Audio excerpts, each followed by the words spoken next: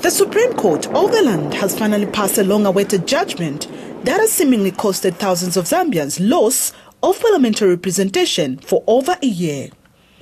6 constituencies whose members of parliament were thrown out of parliament through nullification of seats have for now been allowed to recontest their seats. This is not, however, total guarantee, as the Patriotic Front losing candidates have been advised to file their motion aimed at seeking the court's order to bar those whose seats were nullified from recontesting in the Lusaka High Court. The Supreme Court bench of 7 judges that delivered the judgment has refused to decide on whether or not the affected members of parliament, who include Vobwi's Yustako Kazonga, David Chisope of Mukushi South, Solwezi Central's Lucky Mulusa, Zambezi West Charles Kakoma, and Kasenengo Member of Parliament's Victoria Kalima, could be eligible to recontest their nullified seats.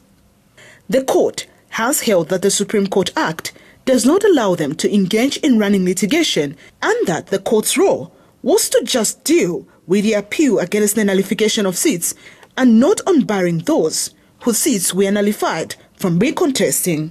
And after the judgment was delivered, one of the affected ex-members of parliament, Lucky Mulusa, says the judgment signals loopholes in the Zambian constitution. This judgment brings out is actually the lessons that we have to draw from the PF governance. We should not simply condemn the PF governance, but actually pick out lessons and see what the PF governance and their inadequacies teach us. They teach us one thing, that there are a lot of lacunas in our law and that our systems of governance are very weak.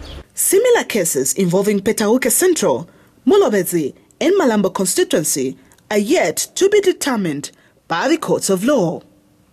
Mwapek Wenda, Muvi TV News, Lusaka.